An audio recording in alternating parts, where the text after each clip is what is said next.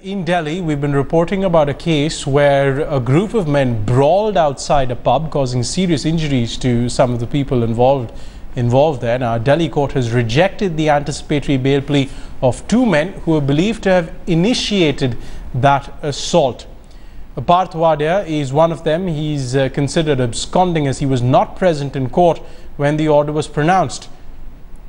And many see this as part of Delhi's notorious super brat culture. That brawl taking place at a South Delhi pub with the sons of a liquor baron and a politician unleashing violence through their personal security guards. Now, almost immediately after that incident, there were calls that were made to the police, according to sources there, who said they were told to go soft on the young men.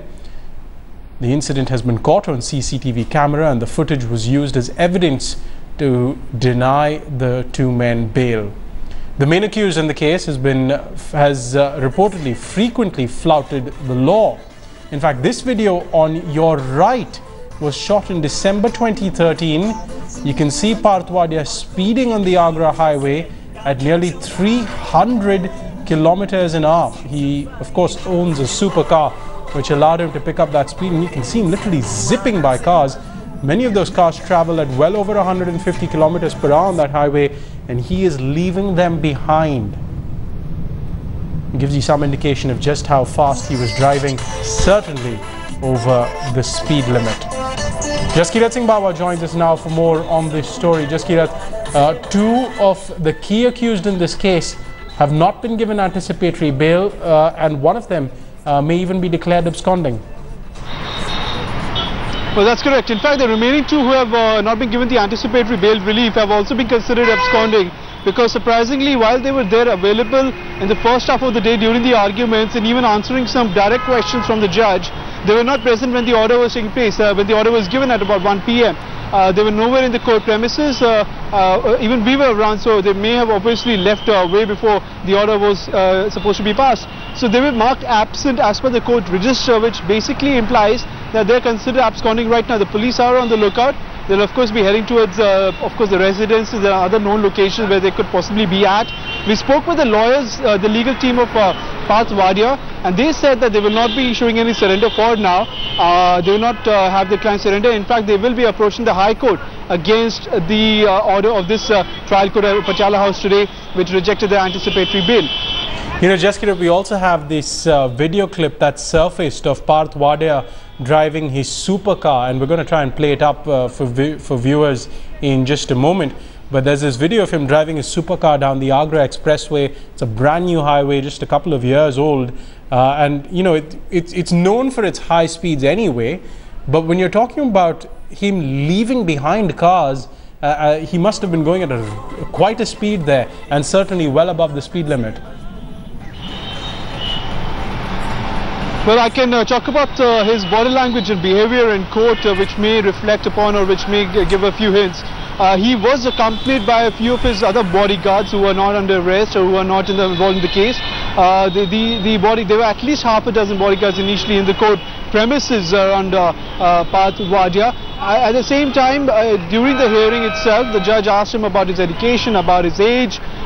Such questions were asked. While the hearing was going on, the arguments were going on, Parth Wadia did have a body language with the slouching shoulders and seemingly, you could say, seemingly innocent, or suggesting that his limit in this entire event was very limited in terms of his involvement in the entire event. Of course, that is very contrary to what is actually being shown in the CCTV footage. The CCTV footage clearly shows him as the aggressor in this entire turn of events at the end of June at the pub in Vasantkunj. At the same time, the CCTV footage is being considered very crucial by the Delhi police officials as well as the public prosecutor. They're saying that had the CCTV footage not existed, it would have been very easy for Parth Wadia to have suggested that he was not even there at the location and to have come up with an alibi.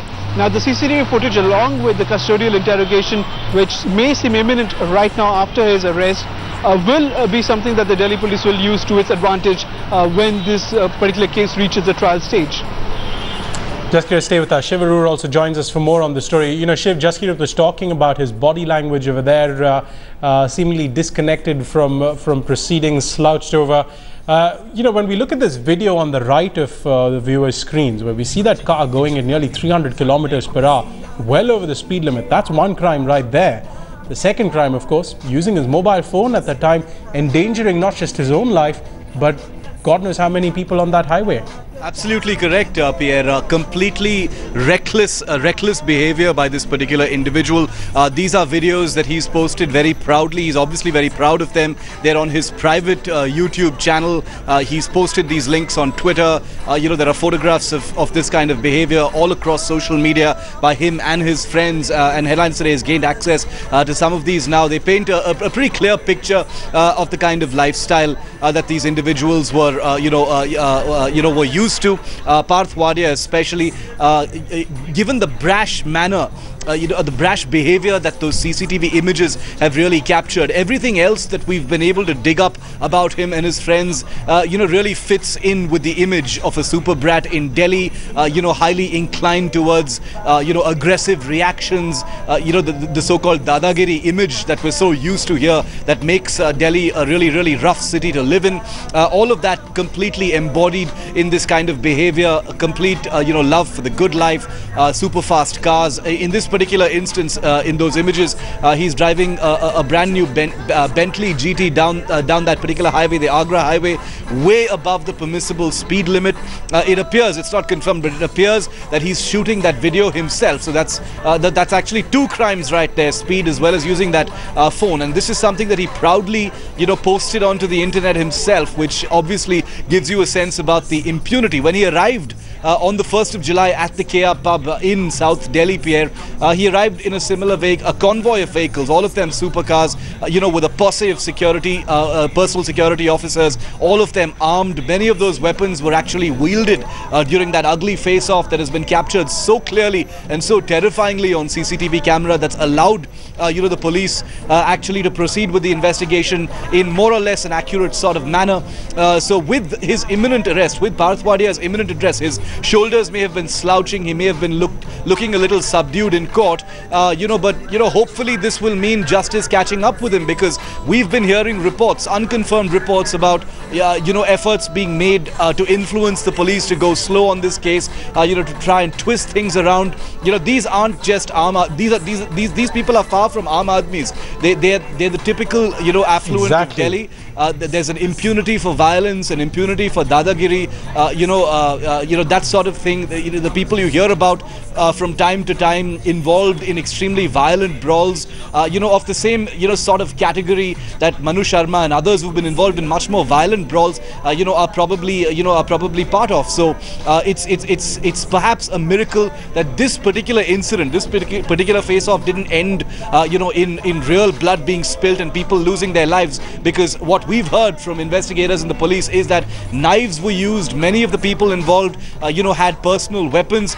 It could have easily spiraled had the police not intervened and de-escalated the situation. But it was one of those situations where upwards of 35 people were actually involved. So it was, it wouldn't be an exaggeration to say it was actually a riot-like situation. So I think the only thing to really be thankful about is that nobody lost their lives in that case, and justice is finally moving forward.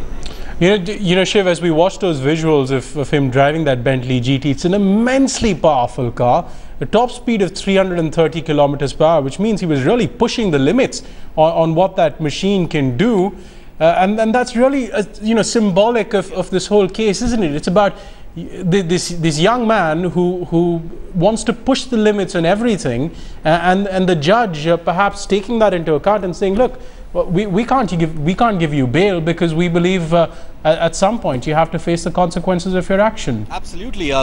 We would never presume to second guess the views of a court, but if the court has taken that view, I think that completely fits in with the general perception that people who've regarded this case have had, that these are people with a gross sense of entitlement, a complete disregard for the law, complete disregard for behavior in public. Forget about behavior. They've been breaking the law continuously, and he and his friends, and some of them have been arrested already. One of them, a person called Ranvijay Lochav, is in fact absconding. If they hadn't broken any laws, why really are they absconding at this point of time? They've got a posse of lawyers. Parth Wadia, in fact, today in court, like Jaskirat was telling us, was surrounded by 6 security guards. So these aren't, these aren't people to be taken, to be taken lightly. These are the absolute power set of Delhi. These are the people who call the shots. These are the people, who know where the loopholes are. They've got the resources. They certainly have the money. They've got, the power to actually make things go their way. So it remains to be seen. If that CCTV video didn't exist, perhaps all of this could have gone in a completely different direction. But the fact that we've got that CCTV video, we've been able to put faces to names otherwise which would have otherwise been obscure. We've got all of their names down now, and we've got these videos that have been proudly posted, like you rightly pointed out, which sends out, establishes the kind of people they really are, and the ease with which, they're inclined to break even the very simplest of laws in the country. Mean these are people not to be taken, not to be taken lightly, and that's why it's a good thing that justice is moving forward.